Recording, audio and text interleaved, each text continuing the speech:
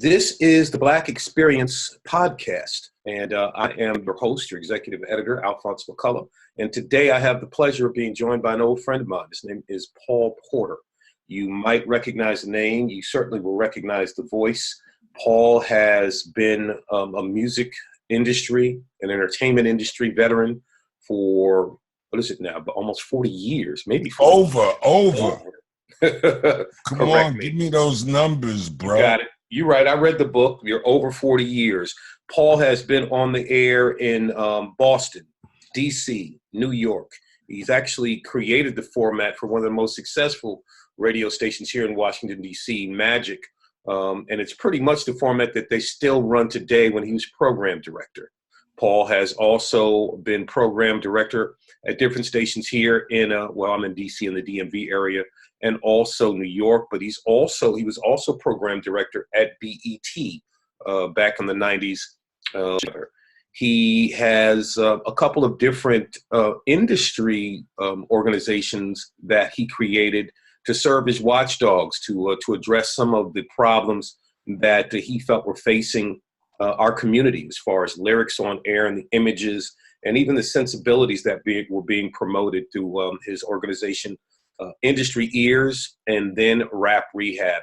And most recently, Paul has published a book, Blackout, his 40 years in the music industry, which I think if you have the slightest interest in the music industry and in the inner workings of the music industry and the relationships that make the music industry and your career, it's a must read. So without any further ado, I'd like to welcome in my friend Paul Porter. Paul, thank you for joining me today. Alphonse, what's up, man? I'm glad I'm here. Hey, you forgot my own station.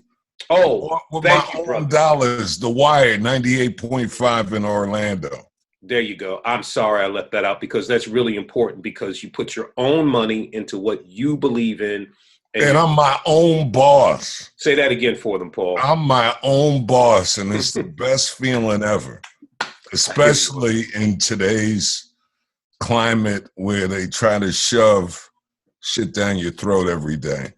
Yeah, you're right about that, brother. You're right about that. And you're doing a lot for the community there, too. I saw how you're taking kids to Africa and taking, young people from your community on trips to expand their vision. Yeah, well, we got Evans High Schools right next door. We're in downtown Orlando, a couple of miles from Disney. And there's a section of Orlando called Pine Hills. And the nickname on the street is Pine Kills. And of course, that's the people of color, all the island folks. And that's where our radio station is. It's a low power FM. We got a mentorship program with Evans High School, the high school that's on the same street as our studios. We get to work with some kids trying to turn them to be real broadcasters, man, and seek out information. Because I think it's real important now more than ever. Because there's so many options and there's so much BS to go through. And finally, we wanted to have options. And now that we do, a lot of folks don't know how to seek them out or fact check. Mm-hmm. Well, you're right about that. I mean, fact checking is a lost art. Nobody really seems to understand. Well, to be honest with you, I worked in journalism and, different magazines and newspapers. Most fact checkers have been eliminated. And if not, they've been flipped into or combined into the copy editor position. So that just goes to show you that facts are not as important as they used to be. Yeah. So without any further ado, man, let's get right into this. We're going to ask you some questions that are boilerplate, and I want to make sure we get those. Let's get your background to begin with. What is your full name, and when and where were you born? Man, Paul Porter's a kid of Jamaica, Queens. Got off the Van Wyck, and I grew up in the 70s in New York. And, the typical story, the mom and dad, I was the only child. Dad left at 7. I fell in love with radio when I was about 9 years old, listening to the legendary WWRL And then it was a lock with a guy who's still on the air today, Gary Bird, Right. came to my school, and he had a record out with Stevie Wonder then, Every Brother Ain't a Brother. And I still can remember that up until that day, up until today, because Gary was doing, it was, you know, it was rap, it was poetry, but that was rap in its day. And he did his Every Brother Ain't a Brother, Every Sister Ain't a Sister. And I started listening to radio, went to college up in Boston. And my college radio stations had some good folks come through at Northeastern University. Mm-hmm. You know, Wendy Williams, a guy named Jay Dixon, a CNN bureau chief. There's pros all over, man, in radio. Mike Shannon, who's on Sirius, they all went through my college radio station, and that led to Boston, to DC, to BET, to, you know, Channel 9. It's been a long journey, but it's been fun because I'm always changing hats. Yeah, and it's interesting. I read your book, and I really strongly suggest that folks do read your book. You kind of front-loaded me there. You gave me a lot of information about your background, which really your story is kind of amazing, man. But I want to make sure we touch on a few things in your background and your upbringing. Had your family been in that area, in the Queens area, for a long time? Both of my parents are from Trinidad, so no. You know, it was something new. My mother came over in the 50s and had that job downtown as a seamstress. My dad was lucky, man, because he went to college and he was an architect at Alcoa Aluminum, making good money, the only dark dot out of 300 employees. But you know, music was a part of the house. You know, the record player was right there, and the records I remember to this day are, you know, Marvin Gaye, Tammy Terrell, Ain't Nothing Like the Real Thing, Chubby Checker, you know, some calypso records. But that's where the bass got started, listening to music, because Dad left and Mom was always at work, so those records used to talk to me. So that you were one of the original latchkey kids, it sounds like, and you know what a lot of kids don't understand nowadays when you talk to them is when we were kids growing up, you only had 3-4 stations. You might have UHF, so you didn't have as many choices or distractions. And music was something. This is before video, that would allow you to almost create your own world of these artists in your head. Yeah, no, they would talk to you, man. They would. You'd be in the group. You know, I tell a story in my book Blackout that changed my life, man. Because you know we had Puerto Rican kids on the block, and we were going through. You know, we were colored, and then we were Negro, and then Black started to come in. But we always wanted to have good hair. Like my boy Bucky and Reddy, they were Puerto Rican and had straight hair. Mm-hmm. But then James Brown came out with the record, Say It Loud, I'm Black and I'm Proud. And James Brown lived on the same block as the corner of my block, but it was 60 blocks away on Linden Boulevard, like 222nd. So we would ride our bikes to his house, hoping to see James Brown. We see the limo park, and we got to see him. But that record changed my life. I've been Black ever since. Because when Say It Loud, I'm Black and I'm Proud. You know, I was scared to be Black. Black was like ugly to us. I learned to love my color, and it comes in all shades. Well, you just started talking about your neighborhood, and you talked about how ethnically mixed it was. So what was it like growing up in that area? Because it sounds like, you know, you had a nice little mix of people, especially with your background and your parents' background being Trinidadian, being West Indian. You know, I mean, it was, I can't say I came from a hood. I came from a neighborhood where Miss Jacobs would say something to you at the corner or on the bus. You know, all the parents worked together and knew all the children, and you would go in all the houses. So it was a good atmosphere. You know, in later years, there were the gangs, the Savage Skulls, and all the crazy stuff. But I played ball. I'm still sweet. Left hand crossover. My coach is in the Hall of Fame. You know, the Basketball Hall of Fame. I should have been there, but that's another story. Okay, don't get to lying to these people. Nah, my coach is Coach Calhoun. No, I'm talking about you. I'm not talking about Jim Calhoun. I'm messing with you. I'm ripping you a little bit. But I'm still nice. Okay, all right. I believe that. I believe that, old man. I believe you still got game. I do. So tell me this though. I know as a New Yorker that Queens is an enclave of working people. Tell me what it was like being Black in your community. It sounded like you had a whole lot of working families on your block. Yeah, everybody back then worked as corrections, sanitation, or working for MTA, the transit system. So it was definitely working people grinding, but that's when Black families tried to stay together a lot more than they do today. So you would have the parents had different bedrooms, and I never could figure that out. And, we had good stories, but everything was about outdoors and communication, which, I talk about that's so important right now in this world of social media and culture, what we absorb. And, there was more of a balance back in the day. The images now are all the same. Even if you go down your Instagram feed, everybody's trying to, portray the same messages, mostly that the commercial world has taken control of.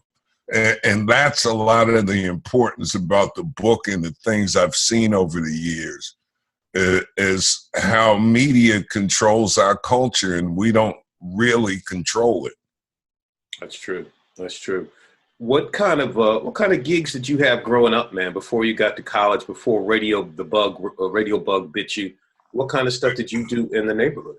Man, the first job I had was neighborhood youth corps, and it was going to Harlem, for working for Mr. Rose on 135th and Lenox. And it paid $40.75 a week. And you get paid at the Armory in Harlem, and I was from Queens. So everybody said, man, you gonna get robbed because you go to check cash, and when you get that check, that's like automatic. And I remember taking them rides home and watching my back to make sure I never got robbed. But yeah, that was my first job, and I didn't get a job until I went to college and started proctoring. I played basketball in college, so I was never a hard worker. I just got to play sports, man, growing up. And that was my first job, and I started DJing. I always tried to make money through music. Right. Okay. Did you have any role models in your community or even in your family, if it wasn't necessarily, Man, yeah. Matter of fact, in the book, I talk about Mr. Stroud. Mr. Stroud, his two sons I grew up with, he divorced from his wife and he married and managed Nina Simone. So I got to go with my boys, Bucky and Rennie, to their dad's house, who had no idea how big Nina Simone was. Or when I went into his RCA Records office and he introduces me to the main ingredient, Cuba Gooding Sr., not Jr., but right. and the group. And another guy on the block, Bill Stateman, who was in charge of Atlantic and Solar. When I went to college, he sent me with 2 boxes of records he shipped up.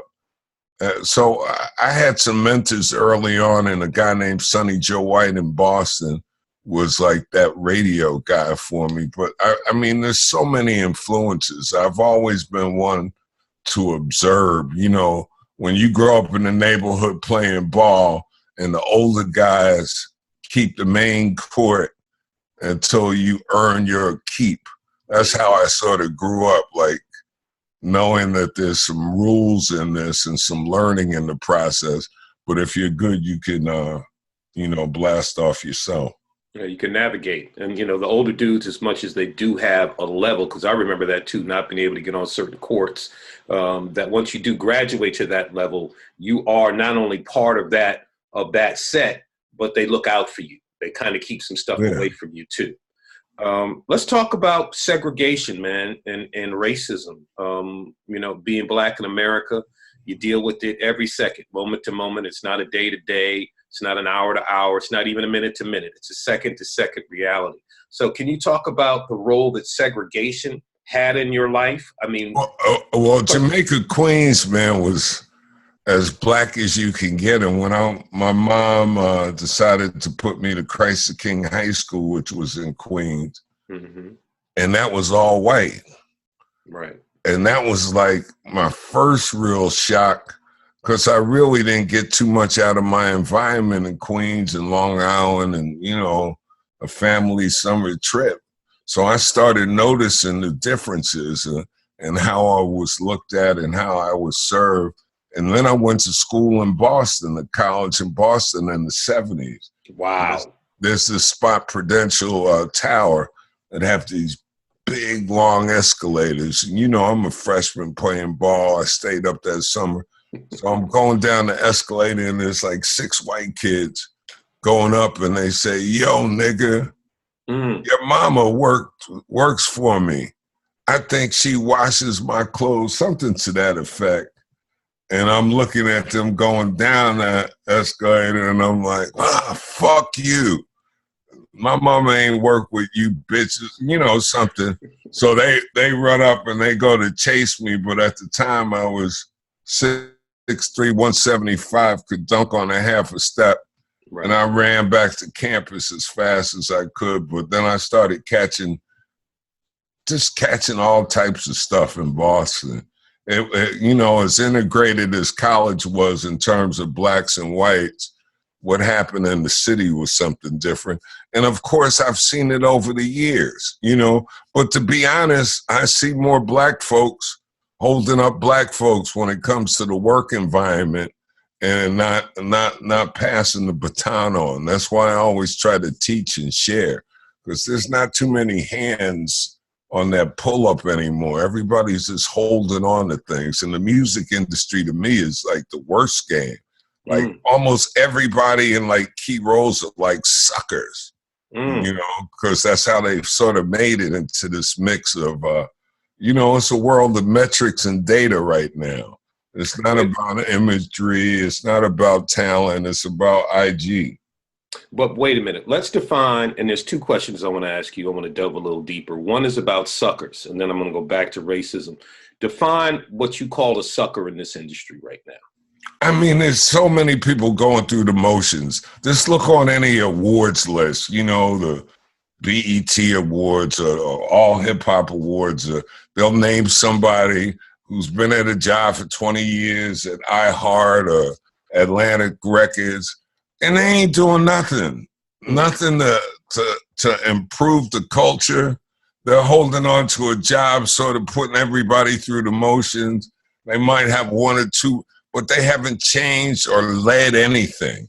Nothing has changed in over 20 years. We got the same formats. Nobody's a leader. No markets break out music. Nobody's, you know, everybody's an Instagram show. But in terms of creativity and taking action, I don't hear it. I don't see it, you know, and that hurts.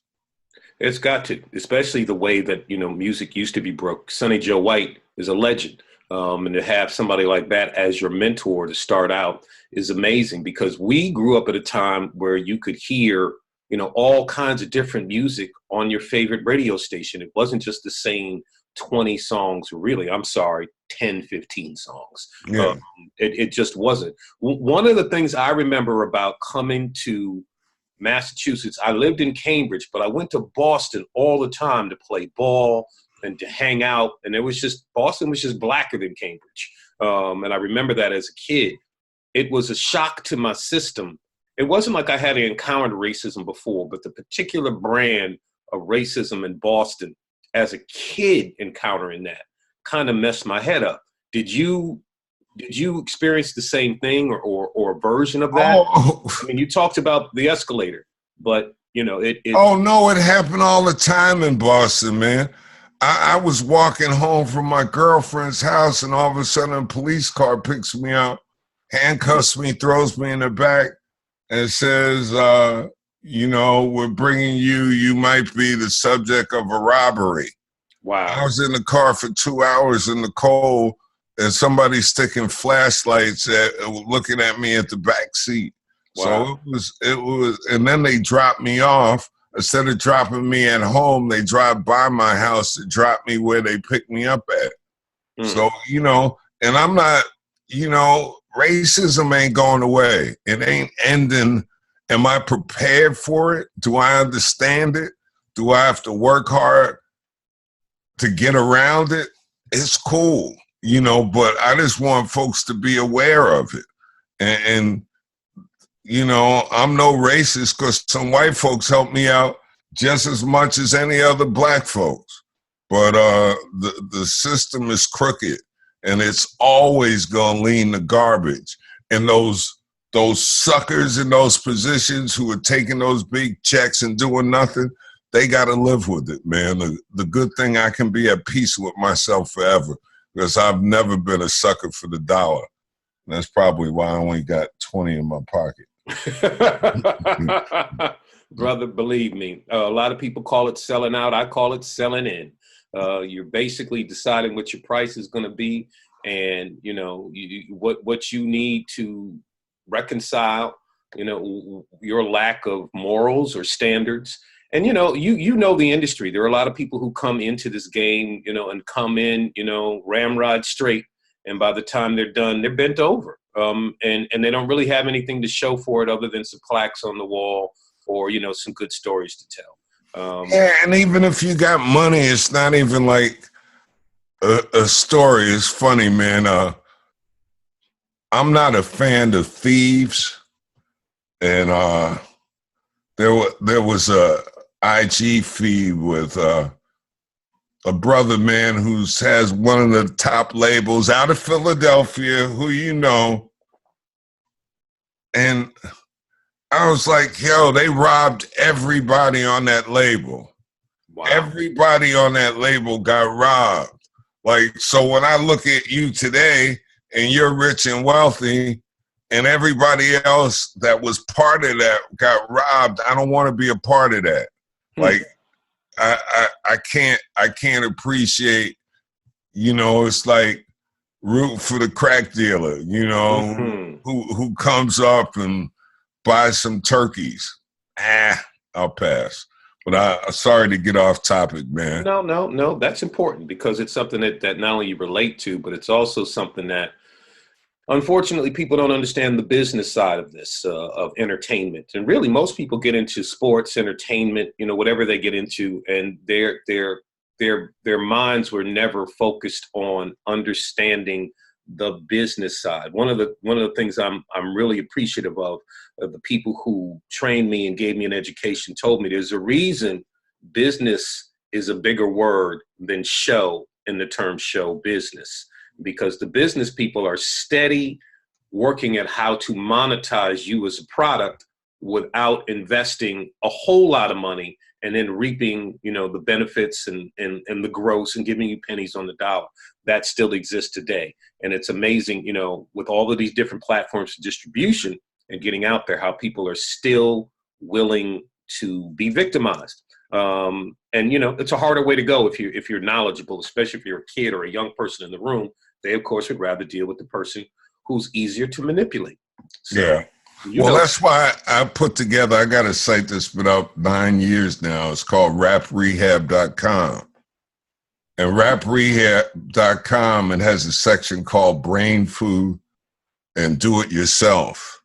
Because the new game is getting you into the game.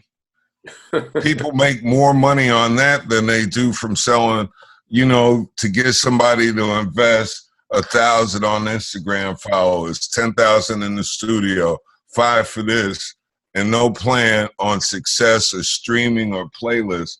Everybody's playing that game now. And a lot of people are getting ripped off and have no idea of what it really takes. Look, a couple years ago, I had a record, Chris Porter, The Water Dance with Pitbull.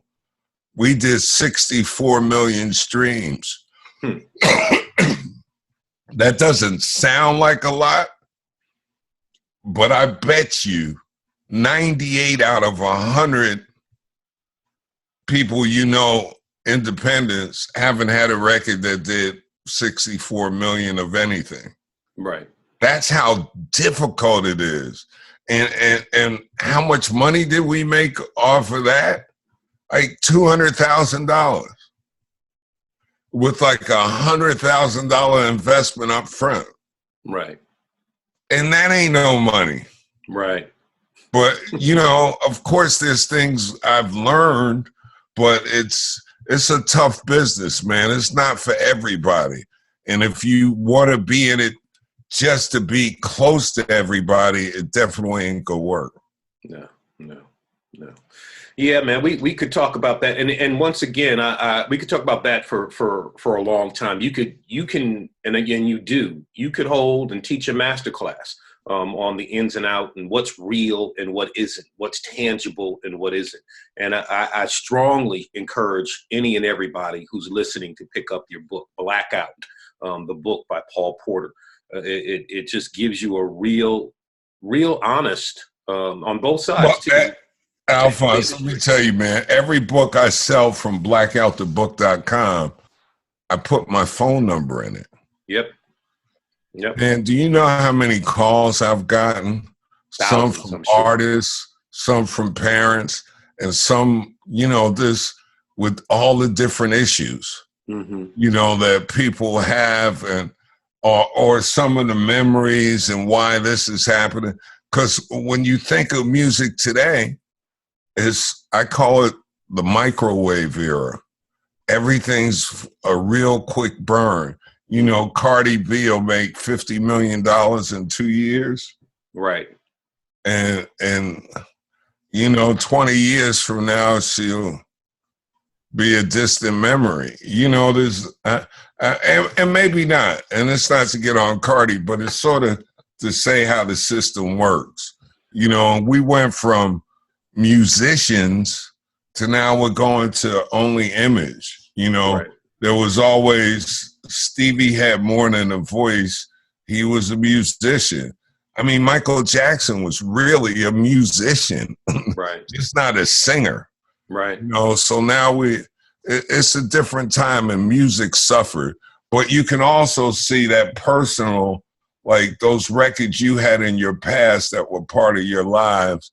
I don't think anybody is gonna have like Please Please by Cardi B and Bruno Mars is like one of their theme songs. Right. These are high fatigue records, even though they have high popularity, but they're not, you know, anthems. I call anthems those songs you sing and you remember where you were. Well, I mean, yeah, I'm going to stay on this for one moment, then we're going to go back and talk about a couple other topics about being Black in America. But, you know, one of the things that we were lucky, I've got teenage kids, man, and I tell them all the time, y'all don't have any bands. You don't have any bands. And then I also tell them the other thing that I feel really sorry for you about is you don't have album covers. You don't get a chance to sit down and hold something in your hands, which makes it a tangible experience. It's not just an oral experience. And it's not just a visual experience now that you're seeing videos and stuff. But we would look at an album cover and look at the artwork. Pedro Bell just died a little while ago, the guy who did all the Parliament Funkadelic album covers. And that was a graphic novel. That was a comic book. If you read it from the cover and opened it up and followed it, and that became part of their ethos. And it also became part of your experience, reading Stevie Wonder's lyrics You know, you don't even get a lyric. You can find lyrics through Genius or, you know, whatever, you know. And I I don't used want to just clean weed on the albums and let the seeds roll and But you looked at that Ohio Players album, those Ohio Players album covers, just like I did. We yeah. looked at Fire. We looked at Honey. That was my first record. I just posted that on IG the other day. Wow, Honey was your first record? Yeah. Wow. So wait a minute. I had records in the house, but my dad took me to he took me to Times Square. We used to play skee ball, and right. He gave me the money to buy, and I bought Honey. Wow. So when you came home, when you bought Honey, and your dad looked at you and looked at the album cover, and then when you took it home, what was the reception of that? Because I know when I was looking at the album cover, my mother was looking at me like, okay, now you can put that down. No, I got to give my mother and father credit, man. Well, my mom, she never used to say much. She let me make all my decisions, and my dad was part-time, so he was just happy to drop me home. Okay.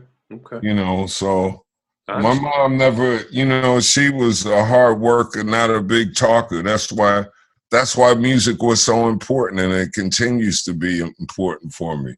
I love new music. I'm not stuck on, you know, if you're over 45, you have to listen to Sade. Right. You know, I love all types of music, new and old, and I don't have to go see the Whispers either. You know, I'd rather go see somebody new. Well, I turn my kids on to music all the time. I tell them, you know, I told them a couple months ago, I said, you know, I used to go to concerts all the time. And that was back when I walked in and out of places and, you know, stuff was free and, you know, but I would always pay for tickets too, because that's their livelihood. That's how they make money. So I told them I'm going back and going to concerts by myself if I have to. And sometimes that's the way I want to go, is to have a good time. And it's just my experience and not managing anybody else's. So, hey man, I'm going to go see PJ Morton when he comes to Christmas. I'm going to go see Jadena on my birthday. There's a couple other people, and these are newer acts. And, you know, as far as I'm concerned, and I'm getting way off topic, but as far as I'm concerned, people like PJ Morton. You know, he's a musician. I mean, he's a preacher's kid, a mega preacher's kid, but he's got so much Stevie in him, you know, when you listen to him. And it's refreshing. And it's good that me and my kids can sit and listen to something and talk about it and share that experience. And I always turn them on to music. They can't believe it. And I tell them I'm a music person. I'm a music man. Yeah, but that's part of our story, music. Mm-hmm. It used to be that bridge when everybody could get in the car and listen to the same station and love all the songs. Right. And you know, once they started fragmenting and, you know, they did the hip hop, urban adult, and that's when we started losing that connection. And that's when they killed R&B. That's why there are no bands. We used to have all bands. All bands. Birth, Commodores, Cameo, you name it, Earth, Wind, and Fire. Everybody had bands, Graham Central Station, Ohio Players, Zap. You know, you would see people play. Right. And there's still white bands. They're crazy white bands. It's so crazy out here. They got Ed Sheeran doing R&B. You ever listen to pop radio? It's blacker than urban radio. Yep. Because they got R&B joints on. The structure, the chords, the arrangements, the Ariana Grandes, the Shawn Mendes, all these folks are doing and we have no black singers. Right. Right. Like, who do we have? Yeah, and they're Jeremiah and Ty Dolla? No. Yeah. It's not a coincidence. Right. Right. No, I agree with you. And I make sure that when I talk to my kids about the history of music, they understand that we originated all of this. You know, I tell people all the time. But we can't sing. And that's what pains me. We're not allowed to sing anymore. Who's the biggest male vocalist on the planet right now? Black male, under 40. I bet you can't name who's the most popular by streams. In the past 5 years. And he's black. And I'll give you one, because it used to be The Weeknd was top. I'm trying to think if it's not The Weeknd and he's a singer, because that's who I was going to say. If it's not The Weeknd and he's a singer. But you wouldn't think of him. It's Khalid. Oh, my goodness. He's over 4 billion. Wow. See, I like Khalid, but he doesn't really. I don't like him like that. Exactly. I but like he's him, but he's not. He's the right, closest to Bill Withers. Right. 40 years later, and he's a poor man's Bill Withers. But it shows you they're craving him. And Anthony Hamilton would sing circles around him. Leon Bridges, folks like that who are connecting old to the new, but don't have the audience that any of these white singers have. You know what I mean? So, and my youngest loves Shawn Mendes, but they're also old school heads. I have old school but heads. Ed Sheeran's writing national anthems, man, and their R&B records. You're right about that. You're right. I mean, especially the London imports too. You know what I mean? There's they're but over there they love soul and R&B. That's what I was about to say. They revere it. They revere it. No, they support it. That's the difference. We don't support it. And the culture too. Yep, we don't. And it's this is a much larger conversation. It works with this though, as far as the way that our minds have been re-engineered. You could say brainwashed. Reconfigured not to support our own. In the Black community, especially my grandmother, growing up, she would make sure that you supported Black businesses. And she's the person who told me about the white man's ice being colder. That, back when they used to come around with a cart to sell ice, Black people would think that the white man's ice was colder than the Black man's ice. So they would spend their money on that. And to a large degree, it's the same thing. There's no way that you can tell me that some of these artists that we've just discussed are more soulful and more resonant. But that's what we've been led to believe, that they're more popular because they're better. Nah, I can't. Hey, all I'm saying is this: give a couple of Black voices, males and female. Trust me, there's another Whitney Houston out there. There's a bunch of them. Vandross, and there's just so much more. I know I got brothers in the local church that sound better than some of these vocals that I hear on joints. I hear you, brother. I do. I know you're a Jacquees fan. My fault. No, I'm not. And he's okay. I'm not mad at him. All right. I just okay. I'm gonna say this, and we're gonna get back. I want somebody. It's one of the reasons I like Anderson .Paak a lot. I like people who can write a song, sing a song, and sing different genres, different types. I don't want to hear R&B over trap beats all the time. There's nothing wrong with that. That's what you're doing, and that's where it is right now. But I'd like to hear you tell a story in a song and be able to do different types of music. One of the things I really like about Anderson .Paak is the different movements. He'll flip he'll take a song somewhere within a song. It's almost two songs in one. And the musicality that he shows you, being a drummer, coming from a church background and sounding like, Bobby Womack might have birthed this boy. You know what I mean? I appreciate that. But he raps, he sings, he does trap beats, he does all, doesn't do one thing. And I appreciate that about him. All right, man. Before I let you go, and because it's getting a little late, and we of course have gone off on tangents, but we could do this all day. I got to ask you a couple quick questions. Can you recall when you first realized that you were Black? It had to happen long before you got to Christ the King, which is, produced a lot of. Elementary school. What happened? See how quickly you said that? St. Clement Pope, because my teacher was Mrs. Tatone, and she was white. Wow. And of course they had white nuns at the school. But it just triggered off this whole white thing in me. Like, what's up with white people? And what happened? Because you remember the incident. I can hear it. Nothing. I just went to school one year after playing all summer with all Black friends, and I started seeing white people and Mrs.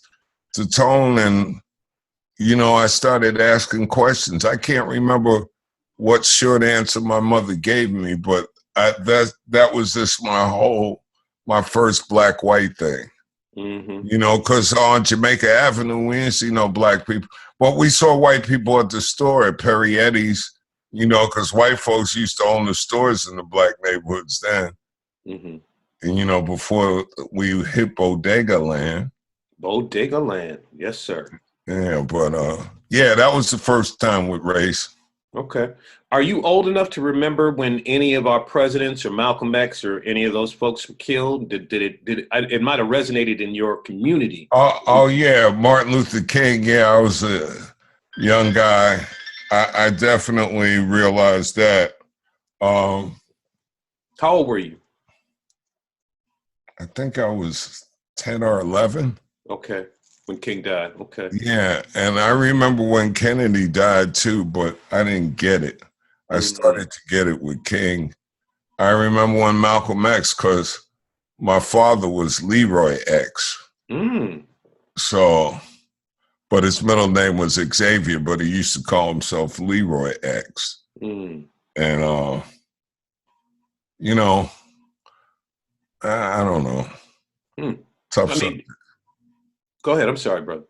No, I just said tough subject. Yeah, it is. It is. When you say your father was Leroy X, was he actually, did he call himself Leroy X, or was he a member of the nation? No, he wasn't a member, but he was a studier of the nation. Gotcha. You couldn't be a member of the nation and work in corporate America at, you know, at Alcoa. My dad did the World's Fair. He did Montreal Expo.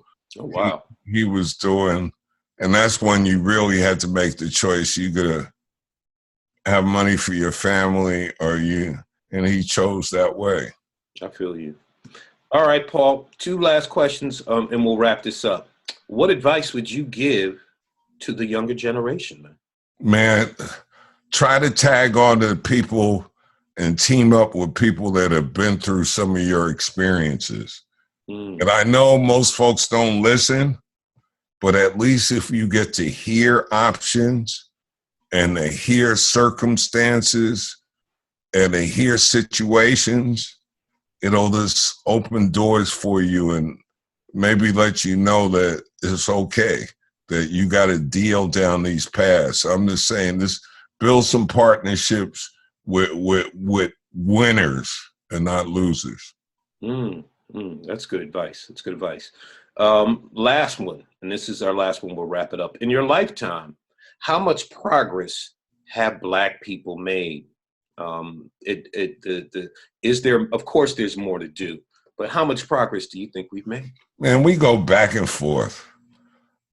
You know, I think progress has been stopped since, you know, the Civil Rights Act. You know, now we're fragmenting amongst ourselves, and yet we've made some structural progress. And yeah, there's a Tyler Perry, but I just don't see enough, man. I see less unity than I did in the 60s and 70s and 80s. I don't see people owning their neighborhoods or controlling their neighborhoods or nurturing our young like we should. It should be better. It shouldn't be worse. I grew up in a better neighborhood than kids in my neighborhood because we were a neighborhood. You know, so there's a lot of things. I think this whole world of social media, you know, I talk to a lot of young people and they don't know how to connect.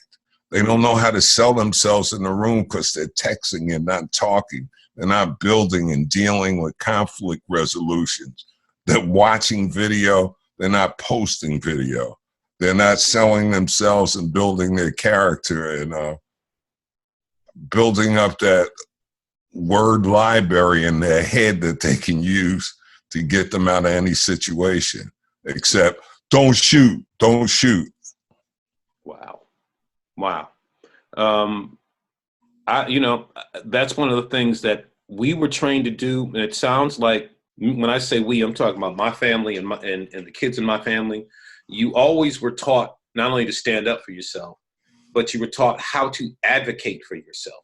And that means you had to be able to open your mouth and speak. That means that you had to know who you were addressing and how to address them, whether you're talking to people in your community, whether you're talking to people in your family, whether you're talking to a worker, whether you're talking to people outside your community, code switching and everything. But you had to be able to stand in your own 2 feet, look at people and communicate. And we don't teach kids to do that. We've gotten so lazy in actually investing in our own. And we expect, like you're saying, technology, social media, all of these things that are supposed to enable you and make things less cumbersome. But that's not the thing. It's a device. And we've allowed it to take over and become the thing. So I just think, we really, like you're saying, we've got to really, step back and look at what we're doing. And, people will think it's some kind of crazy, adverse, alternative way of thinking or doing, but no, it's just human, and it's that's okay. We just got to build on it and keep building, because I'll be damned if 20 years from now one of these little jerks is trying to rob me because he had a bad time and I'm an old man. So I'm still packing. I'll still be packing then. I'll be like 85, like, get out of the way from my door. Well, you saw, and we're about done. And I know for a fact, we'll probably edit out that last little piece. And I have no problems with you talking about, you being able to protect yourself. But one of the clips that's been circulating in social media in the last, and I haven't really been on social media for the last month or two. I sometimes just step back when I feel like I'm being inundated with stuff that either doesn't make any sense or it doesn't feel right. I subtract myself from the situation because I don't need it to live. I don't need it. I need it to do my job, but I don't need it to live. But there's a clip that was going around, this older woman. She's a grandmother and great-grandmother, and she's a police officer. She worked in law enforcement, but she didn't have her gun on her, I guess. Oh, yeah. Gas station, right. And two young boys, basically, one was trying to get the keys from her, but he was hitting her, drove her to the ground to get these keys, and people lost their minds. And I said, well, there's nothing new about this. And I feel bad. But the other side was, if she had her gun, if she had her police issue weapon with her and shot those kids, what would you be saying then? Would you be saying she's wrong, for defending herself? Or would you actually cheer it? Would you be supportive of it? And most people that I ask that question don't know. Their responses. I'll tell you, I'll be like, damn, sorry they lost their lives, but that's what happens. Yeah. You're definitely right. You're definitely right. Okay. All right. Thank you, man. You got it, brother. Thank you. All right. Okay. All right, bro. Peace.